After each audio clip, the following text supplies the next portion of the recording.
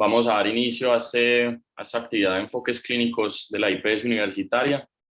Con el doctor se decidió hacer la dinámica un poco distinto, entonces la primera parte va a ser una presentación del caso clínico muy corta para que todos pues tengamos la ayuda visual de conocer cuál es el caso y ya con el profe empezaremos a enfocar el caso clínico. Entonces me presento, mi nombre es Luis Miguel Ruiz Peña, yo soy residente de primer año de Medicina Interna en la Universidad de Antioquia y mi asesor fue el doctor Andrés García, médico internista de la IPS universitaria. Entonces, sin nada más que esperar, vamos a empezar. Este es un paciente, un hombre de 76 años, natural de Montenegro en el Quindío, residente en Medellín, en el barrio Robledo. Tiene 3 hijos, es separado, se desempeña fabricando casas y previamente era independiente para su ABC básico y avanzado. Entonces la enfermedad actual es un poco corta, empieza alrededor de enero, febrero del 2022, donde el paciente presenta un cuadro clínico de 2 días de dolor lumbosacro severo, grave, asociado a esto a múltiples episodios eméticos, astenia, dinámica, también anorexia, y según refieren en la historia clínica de ingreso, aparentemente tuvo un episodio de fiebre subjetiva el día anterior a la consulta. Además de eso, no es muy claro, el paciente durante uno de esos episodios eméticos tuvo un episodio de hematemesis, por lo cual decide consultar a la IPS universitaria. Entonces, hablando un poco de los antecedentes del paciente, tenemos que tener en cuenta que la mayoría de su enfermedad empezó alrededor de julio del 2021. Él tiene unos antecedentes patológicos con unas secuelas de un ACV isquémico en fosa posterior de diciembre del 2021, donde los estudios mostraron que era definitivamente de una etiología aterosclerótica de arterias intracraneales. Además de eso, tiene una enfermedad renal crónica terminal en hemodiálisis que se realizaba lunes, miércoles y viernes, que había empezado desde julio, que sin embargo fue retirada en octubre del 2021. De esta enfermedad renal crónica no conocemos ni la causa de su enfermedad renal crónica ni las razones pues, por las cuales se le quitó pues, la terapia dialítica. Además de eso, en julio del 2021, que fue como su primer ingreso grande, se detectó que tenían una resonancia magnética, una pancreatitis crónica asociada a una trombosis crónica de la vena esplénica y unos infartos esplénicos. Como antecedentes quirúrgicos, en julio del 2021, en esa hospitalización primera grande, tuvo una resección de una lesión benigna del peritoneo que fue encontrada como un quiste mesentérico, no tiene alérgicos, no tiene farmacológicos, fue vacunado con AstraZeneca, pero desconocemos la fecha de la vacunación para esto. El antecedente y los antecedentes más importantes del paciente tienen una cronología específica. Su primer consulta a este centro fue en julio del 2021, donde el resumen de esa consulta es que tuvo una enfermedad renal crónica agudizada, el paciente llegó con un globo vesical, su vía urinaria fue derivada con una sonda, se empezó terapia de reemplazo renal y a partir de ahí se dejó con hemodiálisis por enfermedad renal crónica en estadio terminal para esta hospitalización. Además de eso, en ese momento se encontró una masa en el abdomen que fue el quiste mesentérico que les nombré y se encontraron los otros hallazgos de la pancreatitis crónica y la trombosis crónica. Posteriormente a esto, en diciembre, octubre, diciembre de ese mismo año, tuvo una hospitalización prolongada, ingresó por un ACV isquémico posterior con compromiso del hemisferio cerebeloso derecho y de la circulación posterior principalmente, un tórax aterosclerótico. Durante esa hospitalización tuvo una bacteremia asociada al catéter de hemodiálisis por Enterococcus fecalis que recibió tratamiento y durante la hospitalización es valorado por nefrología, quienes definen que el paciente tiene una función renal recuperada, conservada, por lo cual deciden retirar la diálisis y le dan de alta siguiente. Entonces este paciente con estos antecedentes viene en enero en estas condiciones. En el examen clínico inicial refieren unos signos vitales dentro del rango de normalidad. Del examen físico, lo único que nos llama la atención es que refieren que tenía unas mucosas secas. Sin embargo, en el resto de su economía no tenía alteraciones cardiopulmonares, abdominales, no habían signos de congestión ni ningún otro hallazgo al examen físico que fuera llamativo para el primer médico que lo evaluó. Nos dan, pues en la historia que me dio el doctor Andrés, nos dan estos paraclínicos iniciales con una TSH en 10, una creatinina en 487, un BUN muy elevado en 149, leucocitos de 5500, una anemia de 6,8, sin desconocer el resto, desconozco el resto de sus características, y unas plaquetas dentro de rango de normalidad. Una amilasa y una lipasa normales, unos electrolitos sin hipercalemia y sin otras alteraciones hidroelectrolíticas, con una PCR francamente elevada. Esto es en miligramos por decilitro. Entonces, ya para que quedemos todos muy concisos, el resumen: un hombre anciano con unas comorbilidades que empezaron en julio del 2021, una enfermedad renal crónica terminal de etiología no filiada, aparentemente por su consulta en julio con un globo vesical pudiera, o creo que es obstructiva, recibió hemodiálisis alrededor de 5 meses y fue retirada por recuperación de esta función renal. Tuvo una complicación de esta hemodiálisis con una bacteremia por Enterococcus fecalis. Además de eso, tuvo un evento cardiovascular mayor, como fue un ACV isquémico de fosa posterior.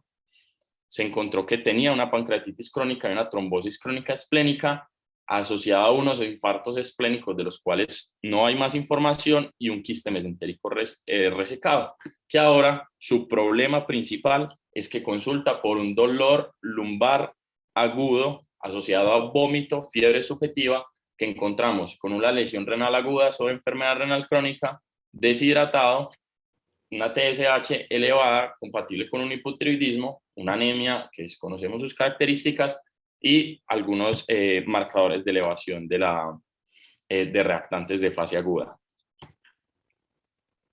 Como para sintetizar el caso. No sé, profe, si usted comparte pantalla. Dejo de compartir pantalla y usted empieza. Sí, voy a empezar a compartir ahí la pantalla para que empecemos a hablar. Bueno, Luis, no, yo creo que pues ese es el resumen del paciente. Yo aquí tenía más o menos la misma línea de tiempo del paciente, porque lo que le llamaba la atención del señor era que él era aparentemente sano hasta julio del 2021, ¿cierto? En julio del 2021 empieza el viacrucis de él, con ese compromiso constitucional que lo obligó a consultar, y se le documentó ese compromiso renal agudo, ¿cierto? Y llegó con globo vesical. Se pensó inicialmente pues que ese compromiso renal fuera posrenal. Sin embargo, una ecografía que le hicieron en esa época no mostró hallazgos de hidronefrosis. El hecho es que pues ahí se le inició el proceso de terapia de reemplazo renal, y llamaba mucho la atención esa lesión retroperitoneal que vista en la resonancia, y que en esa hospitalización fue resecada, ¿cierto? Bueno, él le dieron de alta en diálisis, y luego en diciembre, o sea, como a los 4 o 5 meses, regresa con el SB que ya describiste.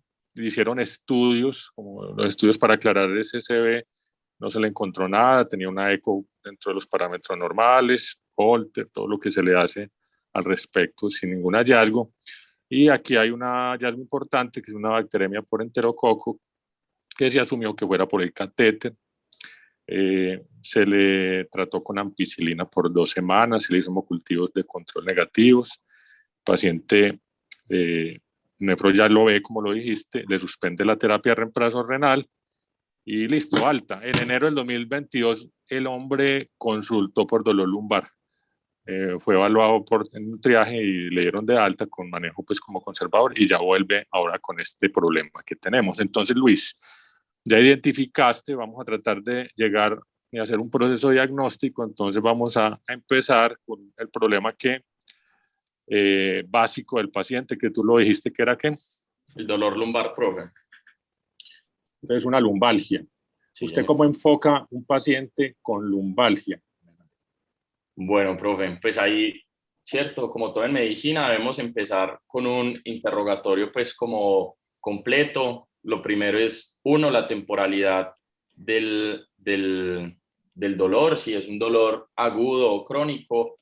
Claramente la localización pues nos hablará de que es en la columna lumbar, pero si está sobre la línea media, más paraespinal, si tiene algunos sitios de referencia específicos, si tiene algunos síntomas asociados, bien sean neuropáticos o un compromiso sistémico que nos pueda hablar de infección, o si el paciente asociado tiene algunos síntomas que puedan ser relacionados a una neoplasia de base, ¿cierto? Buscando siempre, pues, como identificar primero en la historia clínica lo que llamamos, pues, como unas banderas rojas de los síntomas, ¿cierto?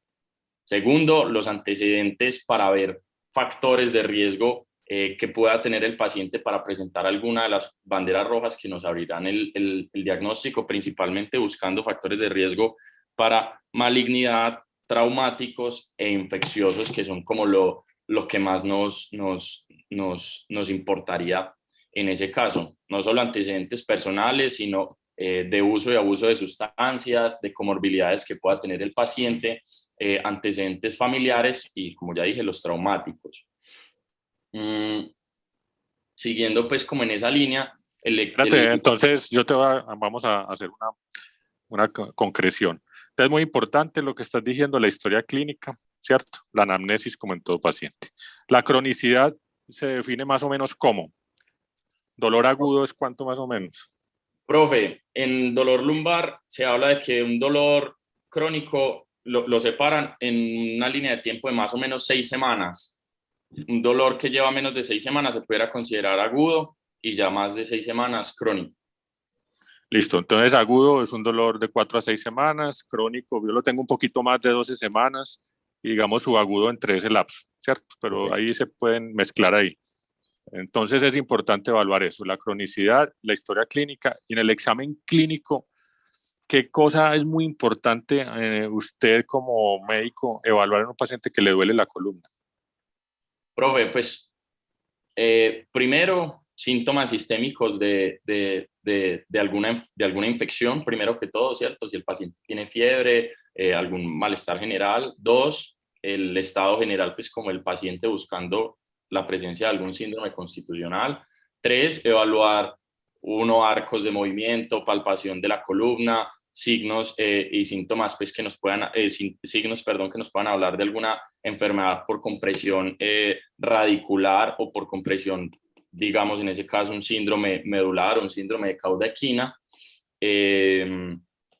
Y pues claramente siempre hay que buscar estigmas de alguna enfermedad sistémica cuando se evalúa pues al paciente, la presencia de adenopatías, rash, alteraciones pues como en otras partes de la economía del cuerpo que nos puedan hablar, en este caso principalmente la lumbalgia, de infección o de malignidad. Muy bien, yo exactamente, pero yo voy a hacer mucho énfasis también en el examen neurológico. Es clave porque el paciente que le duele la columna, ¿cierto? Por la columna pasan los nervios, por la columna pasa la médula y eso es si hay un deterioro pues ahí o una enfermedad pues, que esté comprometiendo la columna es algo muy grave. Entonces es muy importante la evaluación neurológica, coger el martillito de reflejos, evaluar los reflejos, evaluar si el paciente tiene un LASEG, evaluar la sensibilidad, porque eso nos va a hablar o a definir de las banderas rojas que usted habla, ¿cierto? Si un paciente tiene signos de neuropatía periférica o signos de mielopatía, entonces tiene que discernir neurona motora superior, neurona motora inferior. Entonces en lumbalgia es clave el examen clínico neurológico. Bueno, y en cuanto a los antecedentes, ¿qué antecedentes son muy importantes? ¿Qué antecedentes son claves en un paciente que le duele la columna? Profe, uno, que tenga algún factor de riesgo para malignidad, una malignidad ya tratada, ¿cierto? O que tenga una malignidad en curso. Dos, la presencia de pues, que el paciente tenga algún consumo de drogas intravenosas, que esté en diálisis o que sea un usuario de un catéter pues como de larga data. Tres, los antecedentes pues, traumáticos que pudiera llegar a tener el paciente. Y también es importante en ese caso averiguar de esos pacientes que pudieran tener pues, alteraciones neurológicas como constipación, una vejiga neurogénica o pues, cosas que nos hablen como de algo neurológico en ese caso. Cuando usted pregunta por medicamentos, en los antecedentes de medicamentos, ¿qué debe tener en cuenta especialmente? Dentro de los antecedentes de medicamentos, bueno,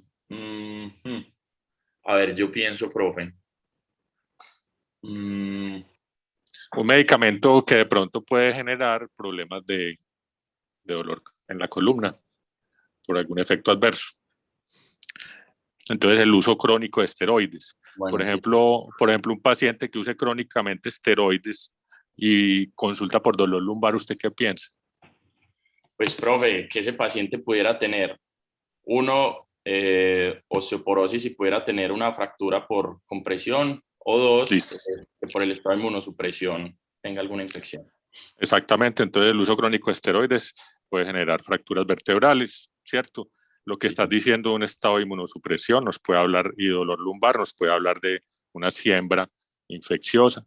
El paciente que tiene osteoporosis ya establecida y le duele la columna, pues usted piensa en fracturas, ¿cierto? La edad, ¿cierto? No es lo mismo un dolor lumbar en una persona de 20 años que en una persona de 70, 80 años, ¿cierto? Entonces, lo otro es, por ejemplo, la enfermedad psiquiátrica. Un paciente que tenga de base un dolor crónico, fibromialgia, que esté en clínica del dolor, que tenga un trastorno ansioso depresivo y le duele la columna, pues probablemente uno piensa más que ese dolor lumbar sea un dolor de tipo más funcional que en realidad pues por alguna de estas enfermedades graves. ¿Listo? Entonces es clave el antecedente, porque de todas estas cosas que nos llenamos nosotros con la historia clínica, la cronicidad del examen clínico, los antecedentes, ¿cierto? Ahí empezamos a enfocar. Entonces, ¿usted qué exámenes se recomiendan en un paciente con un dolor lumbar? Exámenes como iniciales de enfoque. ¿Usted qué haría? ¿Qué dice las recomendaciones? Profe, en general, si solo nos enfrentamos a un paciente con dolor lumbar, los exámenes son unos exámenes pues como muy básicos. Se habla de que para descartar la infección, hacer uso de los reactantes de fase aguda, PCR y BSG, pero siempre será importante realizar al menos una función renal, un hemograma, y ya creería yo que el resto de los exámenes irán basados pues como en la sospecha clínica que tengamos previamente, un uroanálisis en caso de que pensemos en infección, digamos en una causa de dolor lumbar de origen visceral. Si sospechamos, por ejemplo, recordar que a veces la pancreatitis pudiera manifestarse con dolor lumbar, pero el paciente tendrá pues el contexto de la misma. Si la sospecha de malignidad es alta, pues pensaremos en tomar una albúmina, un calcio, un perfil hepático. En esos casos, pues como no sobraría. Y en el contexto pues de la infección, recordar pues que muchas veces la espondiloisquitis y esas enfermedades osteoarticulares en un alto porcentaje pueden cursar con hemocultivos positivos, entonces tomar pues unos hemocultivos según sea la sospecha, pero lo principal en el dolor lumbar será definir en qué pacientes se benefician y tienen indicación de hacer una imagen antes que unos exámenes que son más basados en la sospecha que ya tengamos de antes por nuestro ejercicio clínico de enfermedad actual y anamnesis y examen clínico. Muy bien, entonces los laboratorios básicos yo creo que dependerán de la sospecha clínica que usted tenga. Si usted tiene un paciente con banderas rojas establecidas, pues probablemente necesita profundizar mucho con ciertos exámenes, ¿cierto? Pero si no tiene una bandera roja, probablemente no, ¿cierto?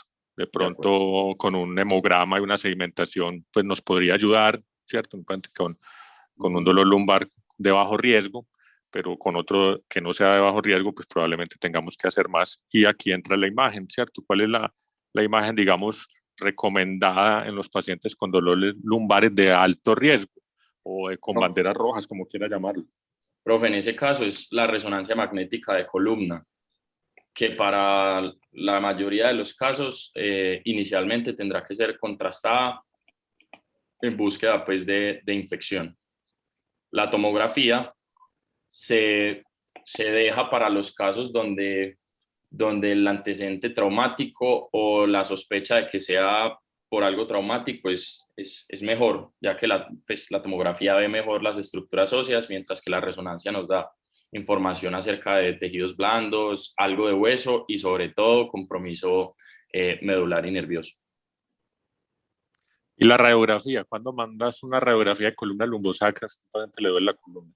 Profe, pues de lo que he encontrado y tengo en la cabeza, en general se recomienda para esos pacientes que tienen como unas banderas amarillas que nos hablan más de un origen pues como traumático o que en realidad, aunque la sospecha de malignidad sea baja, al menos una radiografía pues no se le negará a nadie para buscar colapsos, lesiones líticas o blásticas en ese contexto, pero es más como para esos pacientes que en realidad creemos que es algo traumático de entrada o que la sospecha de malignidad es baja, pero no completamente descartable.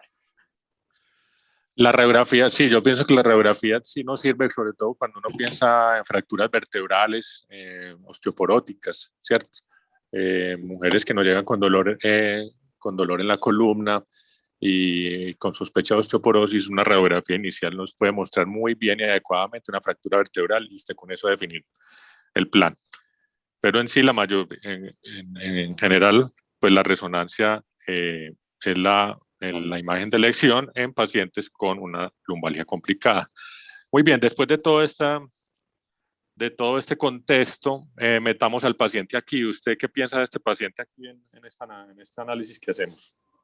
Bueno, profe, pues llamativamente es un hombre anciano, ¿cierto? Que dentro de sus antecedentes sí me llamaba la atención el hecho que haya estado en hemodiálisis, no era claro, pues, y no se puede obviar, pero no es claro si el paciente sí tuvo un retiro de su catéter de hemodiálisis, lo tuvo durante 5 meses y en diciembre fue dado de alta. Haber tenido pues que le hayan dejado ese catéter puede haber sido un factor de riesgo para pensar en infección y que además está acompañado de que ya había hecho una bacteremia por cocos gram positivos y que llamativamente pues tiene el hallazgo de unos infartos esplénicos que no siempre nos debe hablar de infección, pero sí es como una alerta a pensar en eso. Además de que el paciente, y hay que creerle pues al paciente, se nos presentó con fiebre, pues él dice que tuvo un pico febril el día antes de consultar, ¿cierto? Además hablar pues de que posiblemente el paciente tiene una enfermedad renal crónica, consideramos un estado de inmunosupresión, ¿cierto? Estuvo hospitalizado previamente, como usted lo pone, y tiene elevación de los reactantes de fase aguda. No nos hablan pues de que tenga algún compromiso neurológico, neuropático en el examen físico, pero sería bueno una evaluación concienzuda pues como de esto. Y ya, profe, yo pensaría que este paciente tiene un dolor lumbar claramente con banderas rojas, ¿cierto? Por todo lo que ya les he nombrado. Muy posiblemente estemos frente a un contexto inflamatorio. Como primera opción, pensar en una infección, ¿cierto? Una espondiloisquitis o un absceso en este lugar, donde pensaría yo que aunque ya tenemos unos exámenes básicos con una PCR elevada, es importante ampliar algo en los paraclínicos, tanto para el enfoque del dolor lumbar como las otras cositas que tiene el paciente y realizar una imagen que en este caso sería una resonancia magnética contrastada de columna lumbar. Sin urgencia, pues no tiene que ser emergente correr a llamar al neurocirujano. Muy bien, entonces estoy de acuerdo completamente. Es un paciente que tiene unos antecedentes muy importantes para que su columna esté comprometida por algo, ¿cierto? Y, o sea, ya mencionaste, el paciente lleva 4 meses o 6 meses en el ámbito hospitalario, ¿cierto? Tuvo catéter, tuvo una bacteremia por enterococo, tuvo hemodiálisis, tuvo exposición a antibióticos y tiene unos síntomas sistémicos, ¿cierto? Ha tenido fiebre, menciona fiebre, el paciente tiene deterioro en su estado general, los reactantes están altos, entonces no hay duda de que ese dolor lumbar es un dolor lumbar que hay que pararle bolas. Y entonces, repíteme entonces, ¿qué le haríamos? Para yo ir mirando acá, Profe, ¿qué le pedirías? bueno, empezando pues como por lo básico, me gustaría una descripción un poquito más amplia de esa anemia, ¿cierto? Al menos pues como empezar por los paraclínicos antes de ir a las imágenes para ser un poco organizados. Entonces, esa anemia que sabemos que está la hemoglobina en 6,8, pero no sabemos pues como sus volúmenes ni nada de eso. Me gustaría, además de eso, pues un uroanálisis para enfocar esa posible lesión renal aguda que tenga el paciente en estos momentos, caracterizar mejor esa enfermedad renal crónica con un perfil fosfocálcico. Me gustaría en ese caso hacer pues como un screen completo de sepsis, ¿cierto? Un perfil hepático, unos tiempitos de coagulación.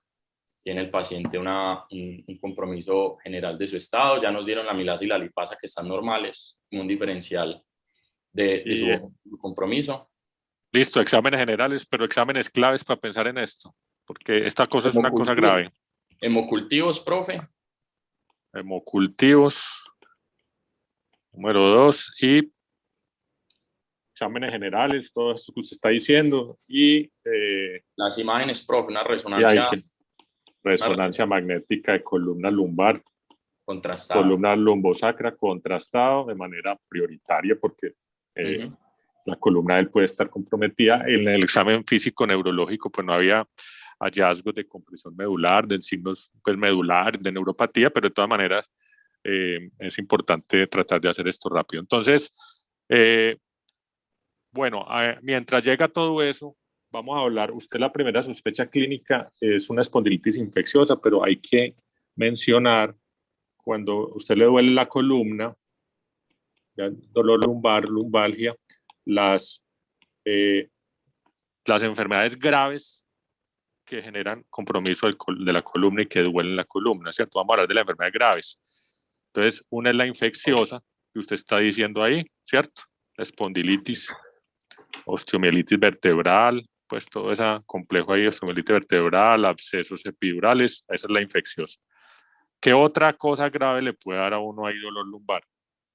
Profe, la compresión medular maligna, ¿cierto?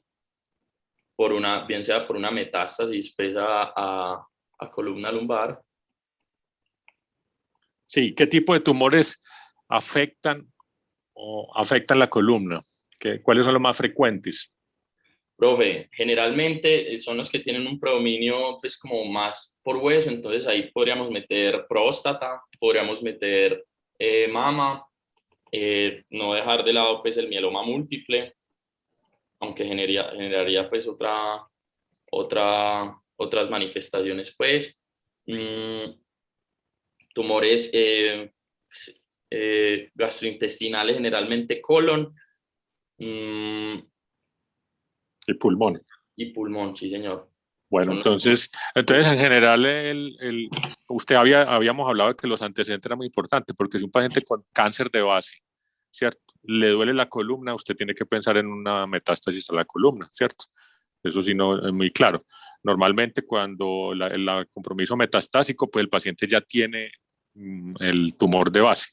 Entonces son tumores sólidos, que lo más frecuente son esos que mencionaste, y la discrasia plasmática, ¿cierto? de ¿Cómo acuerdo. sería este paciente? ¿Te gustaría como para una discrasia plasmática o qué piensas? Profe, pues la edad la tiene anemia, desconocemos pues si tiene enfermedad renal crónica, no sabemos pues cómo tendrá su calcio y en realidad otras manifestaciones, pues y por lo que vi tenía como un síndrome constitucional, no lo descarto, profe. Digamos que no está dentro de las primeras, pero pudiera ser, y sabemos pues que muchos de los pacientes con mieloma, muchas veces su debut se da más que por las manifestaciones del mieloma, sino se da es porque se infectan, llegan pues infectados y durante el estudio hospitalario los encontramos con un mieloma. Pero tendría pues como tal vez unos dolores óseos un poco más crónicos y por lo que veo el dolor de él es más bien agudo. Muy bien, de acuerdo con usted. Entonces, de todas maneras es importante siempre tenerlo en cuenta porque es todo paciente, esto siempre lo mencionamos, pero hay que seguirlo mencionando, todo paciente ya de edad avanzada, con dolor óseo, compromiso renal, anemia, y ese paciente hay que pensar en un mieloma múltiple. Entonces, siempre hay que tenerlo en mente. Bueno, digamos, entonces, el dolor lumbar puede ser entonces de origen tumoral, de origen infeccioso. ¿Y cuál es digamos, el otro compromiso que uno diría, bueno, de pronto, otra cosa como, digamos, grave en el dolor lumbar? Profe, pues ahí yo tengo, digamos que yo en mi cabeza tengo como otras dos, ¿cierto? Uno, pues sería lo traumático slash osteoporosis, que el paciente no tenga un colapso, una fractura vertebral que pueda poner en riesgo esa integridad medular, ¿cierto? Y lo otro pues son como esas causas viscerales que pueden dar dolor lumbar, ¿cierto? Pielonefritis, nefritis subintersticial, pancreatitis, pues que no pudieran ser graves, pero no tan graves y no tan, pues como hay que correrles tanto como las otras que tenemos, que ya hemos pues como hablado en ese caso. Bueno, sí, pues la osteoporosis sobre todo pues nos dará el dolor por la fractura, ¿no? La osteoporosis por la fractura nos podrá dar el dolor, ¿cierto? El dolor, la deformidad, el trauma evidentemente, pero hay una que es muy importante y que no es pues ni tumoral ni infecciosa, pero sí es muy importante y puede también llegar a ser un desastre, que cuál podría ser. O un desastre pues no, pero sí puede ser muy sintomática y puede generar problemas.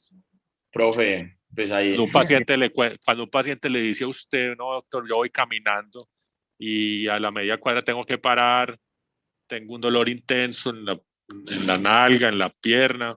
Sí, claro, las causas ateroscleróticas, una claudicación pues alta, dolor ya sería aorto ilíaco, pues compromiso también visceral de algo Pero abdominal. eso no, o sea, eso es una claudicación, la aterosclerosis sería una claudicación, que es un compromiso vascular. Sí. Pero lo que te estoy mencionando es una pseudoclaudicación, que es Bueno, cuando se parece a la claudicación, porque el paciente mismo lo dice, el paciente va caminando y a la media cuadra o antes le duele, tiene que parar por dolor intenso en la región glútea, ¿cierto? Y sí, eso generalmente es por compresión espinal o estenosis espinal, de ¿sí? acuerdo. Lo que llaman canal estrecho, ¿cierto? Canal estrecho. O sea, entonces las otras causas graves de dolor lumbar son las mecánicas. Las mecánicas que ya serían la estenosis espinal, el canal lumbar estrecho y la ciática, ¿cierto?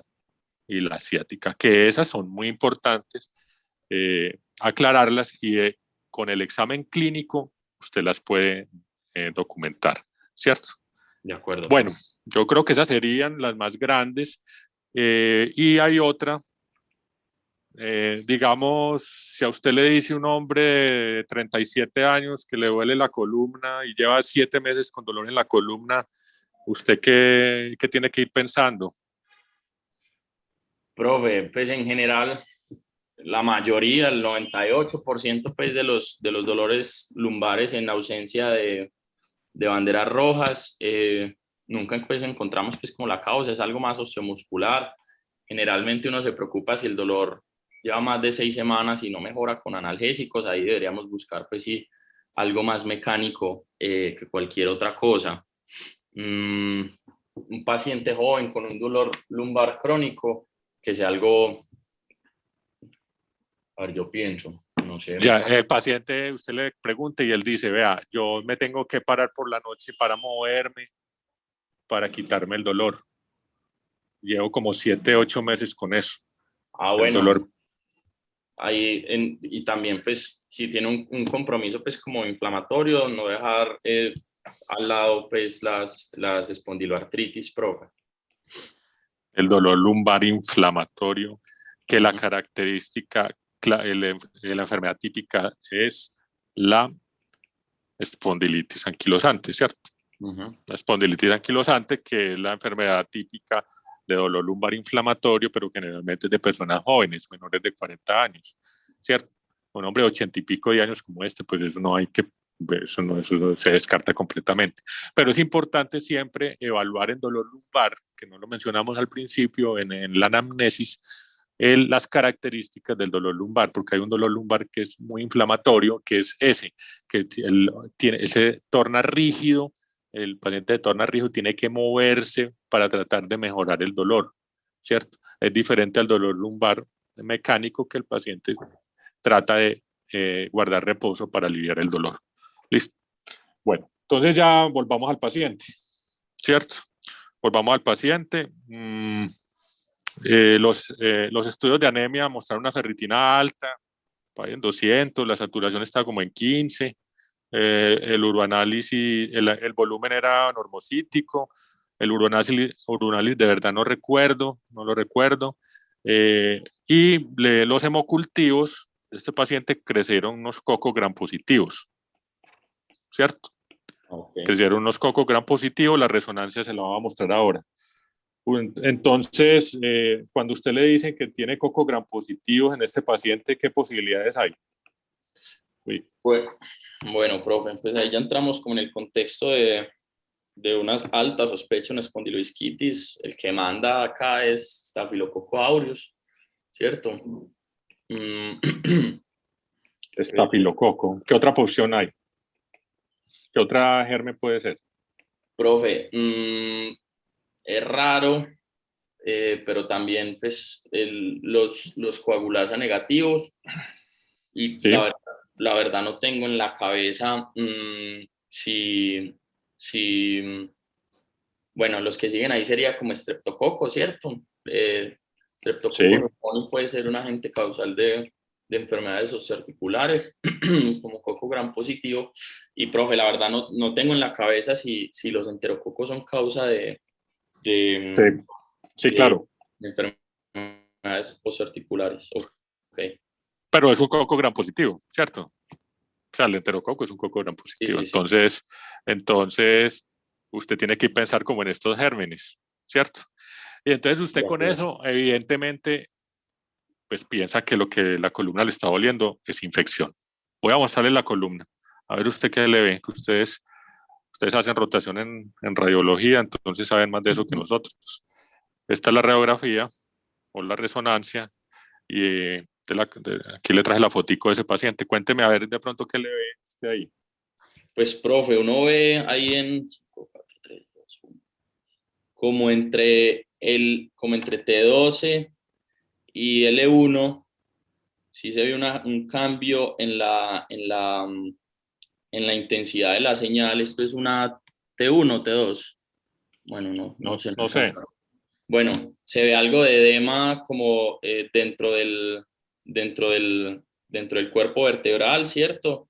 Podemos ver, si se quiere, y pues con los ojos de la fe, que eso también está yendo hacia la columna lumbar y también, profe, ahí en el E5, pero más hacia los aspectos anteriores de la columna, que hay algo como que tiene una densidad de tejido blando que está comprometiendo tanto el cuerpo vertebral como el espacio intervertebral, y ahí en T12, L1, perdón, pienso que también hay destrucción de la columna y eso está entrando al espacio epidural, profe. No alcanzo a ver como tal la definición de una colección. Tal vez en la de acá al lado, la de la derecha, sí se pudiera ver algo de colección, pues como ahí en el E1. Pero Bueno, sí, pienso yo que sí está a favor de... esa es la resonancia, que es evidentemente anormal. Voy a leer el informe para que aclaremos.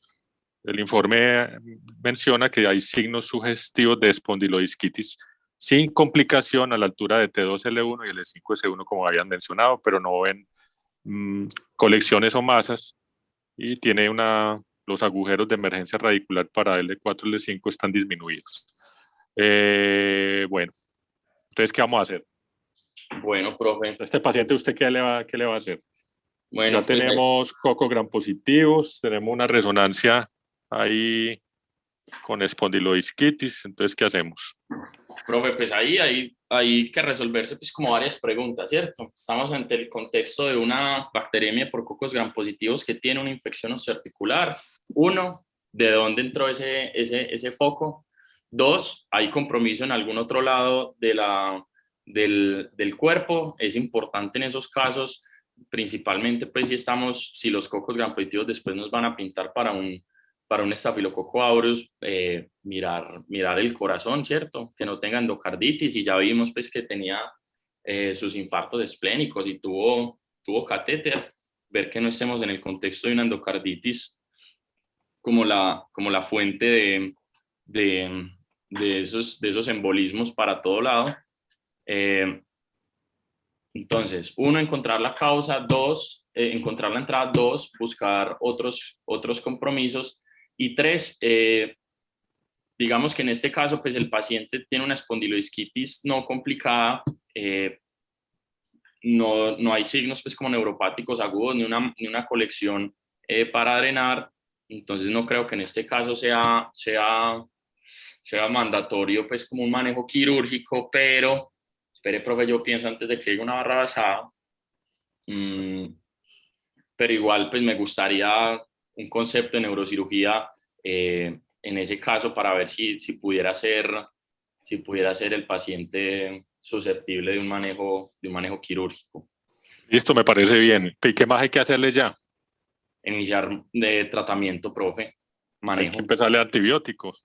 Sí, un antibiótico empírico mientras nos llega la identificación, pero ya tenemos 2 hemocultivos positivos, el paciente tiene una espondiloisquitis, tiene fiebre, está maluco, entonces hay que empezarle antibiótico. Ya vamos a tener el germen en 2 días, hay que empezarle antibiótico. ¿Listo? Sí, señor. ¿Qué antibiótico le pondrías para esos cocos? Profe, el paciente tiene riesgo de tener una infección por gérmenes resistentes. La elección en ese caso pues, sería vancomicina. Sin embargo, si estamos en el contexto de un paciente con enfermedad renal crónica, no tiene como mayor cosa que encontremos pues como en el examen físico, yo me arriesgaría en esos casos. Mentiras, profe, esperen.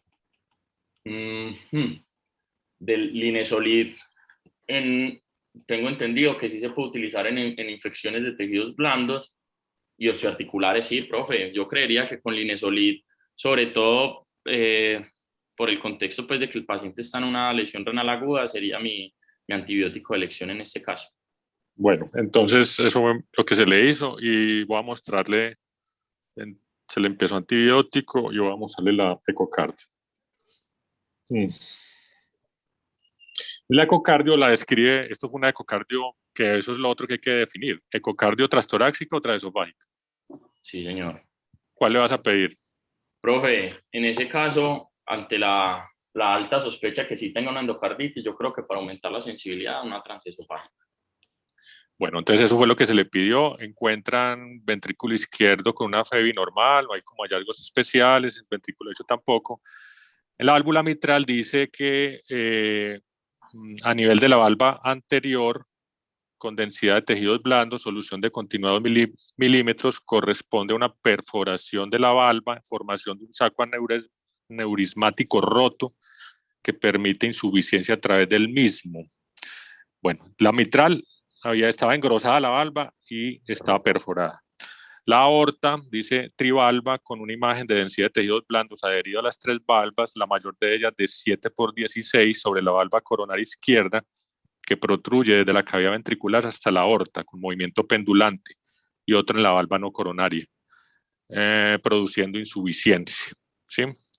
Entonces, la conclusión es que tiene una válvula aórtica con vegetaciones sobre los 3 velos el mayor de ellos de 16 milímetros, con una insuficiencia moderada, y la válvula mitral está perforada en el segmento A2, con formación de pequeño aneurisma roto. Muy bien. Entonces, ¿usted qué dice?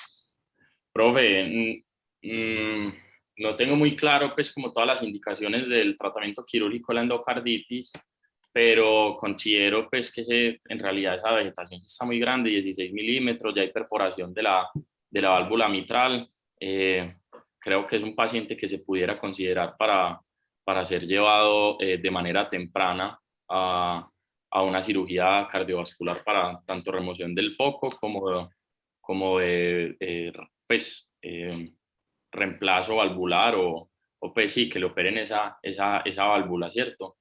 ¿Cuál es el diagnóstico del paciente? Profe, tiene una endocarditis infecciosa por cocos gram positivos con evidencia de una enfermedad metastásica por una espondiloisquitis de T12L1 y L5S1. Muy bien. Además, una lesión Con un renal fenómeno embólico sistémico a columna, ¿cierto? A columna por una espondilitis. Listo. ¿Qué germen cree que debe ser el que tiene él? Profe, estafilococo aureus. Estafilococo. Sí, señor. Bueno, pero lo que creció fue un enterococo. Ay, Jesús. Un enterococo. Probablemente el mismo, acuérdese que él tenía un enterococo previo, ¿se acuerda? Sí, sí, señor. Entonces, probablemente acá, a ver, yo veo por aquí en la historia de él, Que haya sido dice, con ampicilina, que haya sido un pecio resistente.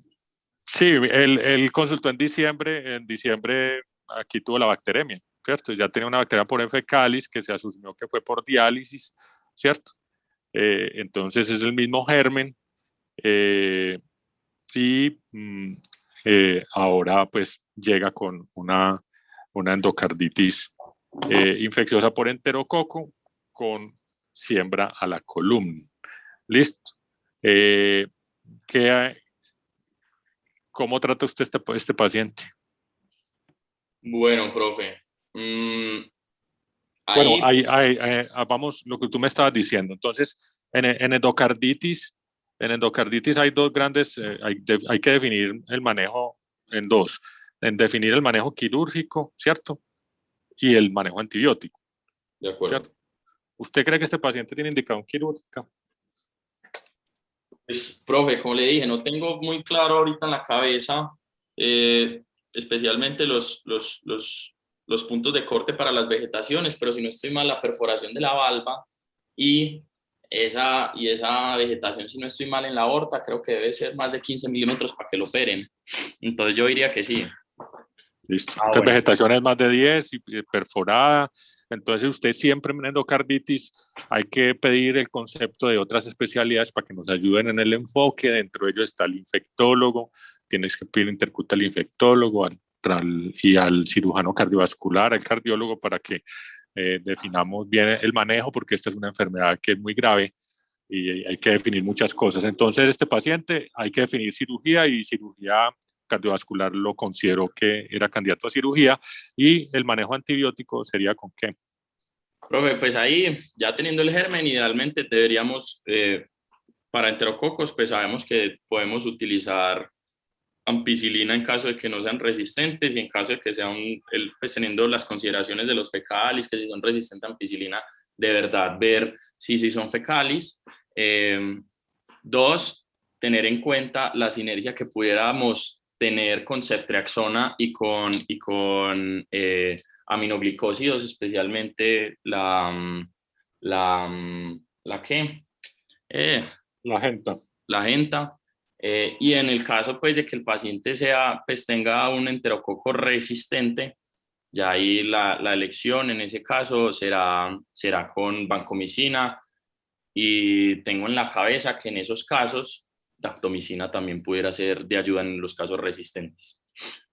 Bueno, recuerde que este paciente tenía disfunción renal, entonces la aminoglicosio no lo pudimos poner, ¿cierto?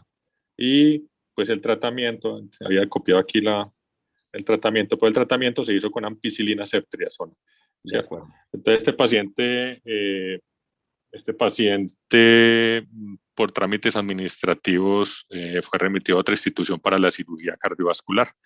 Neurocirugía lo evaluó, entonces cirugía cardiovascular lo consideró que era candidato a reemplazo de valvular, a manejo quirúrgico, se le empezó ampicilina ceftriaxona guiado por infectología y el, el, también lo hicimos ver del neurocirujano, pero pues como habías mencionado, la osteomielitis, el compromiso vertebral pues no era complicado y era de manejo médico, no requería ninguna terapia pues ahí quirúrgica especial.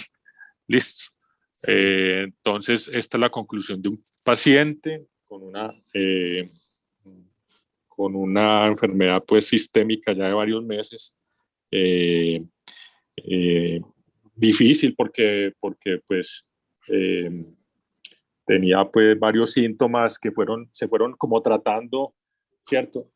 Pero a usted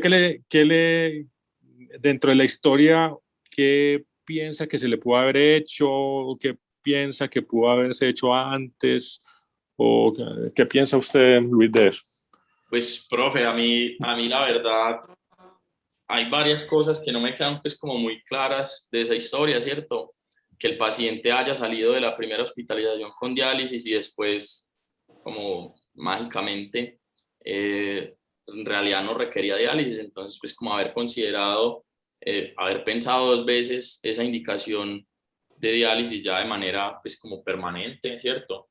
Dos, es importante y siempre en el caso de esas bacteremias asociadas al catéter, hacer pues como las cosas bien para evitar la persistencia de esa bacteremia. Entonces, un retiro temprano del catéter, esperar a que se depure la infección, la identificación del germen en esos enterococos es demasiado importante porque sabemos que en el mundo hay demasiados problemas pues a la hora de identificar y de diferenciar esos enterococos y en realidad sí tiene pues como muchos pormenores en el tratamiento y tal vez ese paciente, no sé, profe, pienso que era difícil pues como intentar evitar este evento, pero pienso que haciendo pues yéndonos en retrospectiva y ver en qué fue lo que fallamos, tanto el manejo del catéter, el tratamiento de esa primera bacteremia, de la indicación que tuvo de diálisis y de su causa de lesión renal aguda inicialmente, el paciente, pues es fácil verlo todo en retrospectiva, pero posiblemente se hubiera podido prevenir. Pero es algo que Bueno, vemos sí, yo como... creo que en retrospectiva, porque de pronto aquí en diciembre uno aquí ya viendo esto dirá, bueno, el SB pudo haber sido un evento embólico de la endocarditis, ¿cierto? Probable, ¿cierto? No, pero aquí yo diría que podría, una cosa, es en el enfoque que hubo acá con una bacteria por fecal y la pregunta era eco-TT versus eco transesofágica, ¿cierto? Porque aquí se le hizo eco. Aquí se le hizo una eco, pero fue transtorácica. Y la sensibilidad de una eco transtorácica para endocarditis es ¿cuánto? Para ver vegetaciones. Profe, si no estoy mal, está alrededor del 70-80%, pues no es tan alta. No, incluso yo creo que más baja, como del 50 al 60, no es, entonces no es tan sensible, ¿cierto? Entonces de pronto uno diría, la pregunta de bacteremias asociadas a catéter, ¿se recomienda eco transesofágica? Profe, es una muy buena pregunta. Digamos que tenemos a la mano muchos elementos y muchas ayudas clínicas para tomar esa decisión. Tenemos el BIRSA, pues conocido pues mucho en nuestro departamento, y sabemos pues que la presencia de un catéter permanente de dispositivos intracardíacos permanentes, como es un catéter de diálisis, nos da pues como una puntuación alta en ese caso, pero no estoy seguro, no tengo pues acá en mente en este momento el puntaje específico, si si es suficiente para la eco transesofágica, pero yo diría que sí, profe, pues lo que tengo en la cabeza, todo paciente pues con una endocarditis, pues, con una bacteremia asociada al catéter por cocos gram positivos, asociada pues a un catéter de hemodiálisis, idealmente debería ser llevado a una ecotransesofágica Sí. para descartar. Indudablemente yo creo que hubiera sido lo ideal porque tuvo un evento isquémico, tuvo una bacteremia, tuvo catéter, entonces lo ideal hubiera sido aquí una ecotransesofágica. Bueno, yo creo que ya, para concluir ya esto, ya está terminando el tiempo. Bueno, yo creo que concluimos el paciente, ya mira a ver qué preguntas o los que van a agregar algún dato pues, a la historia nos pueden colaborar. Por parte mía es todo. Profe, muchísimas gracias. Qué gran enfoque. Muy interesante el caso, muy bonito, ilustrativo. El profe Atencia, bueno, tenemos dos preguntas. Un espectador anónimo nos pregunta que si se consideró enfermedad por IgG4, por el compromiso renal, pancreático, la trombosis en varios sitios, la lesión retroperitoneal. Bueno, nosotros no mencionamos casi ese quiste, pues él tuvo, que eso fue un hallazgo ahí también como como confusor. Hubo una resección de ese quiste y la biopsia fue un quiste mesentérico simple, pues como benigno. No se ahondó pensando en IgG4, no se consideró esto. Acuerde que también mencionaba la resonancia, yo no sé si le dije que tenía una trombosis de la porta, que se asumió que fue por esa quiste, pero bueno, eso parece que fue una entidad benigna y no pasó de ahí. Y el profe Carlos Atencia nos pregunta que si cuando se trató la bacteremia por enterococo se retiró el catéter de hemodiálisis. Sí, eso se hizo. Eso sí se hizo, evidentemente. Ok.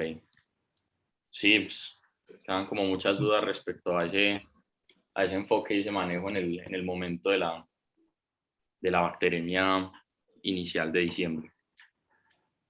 Bueno, yo creo que entonces terminamos. Yo de todas maneras antes de terminar, voy a aprovechar para, no sé si ya se había hecho antes o no, pero por parte mía para darle una bienvenida nuevamente a la doctora Marta Valencia, una profesora de la Universidad de Alta Valía, que después de unas grandes vicisitudes ha vuelto para beneficio de la universidad y también de la clínica. Una profesora, pues, repito, de alta valía y que tiene no solamente unas grandes cualidades como docente, yo diría que más que eso como don humano, como trata a los pacientes y a la familia y al personal paramédico. Entonces, es un gran privilegio que ella vuelva y que nosotros estemos, afortunadamente nosotros, no me toca tener mucho contacto con ella, porque día a día aprendemos mucho de ella y pues quería pues como darle esta bienvenida aprovechando este espacio de la universidad. Entonces, por parte mía, terminamos.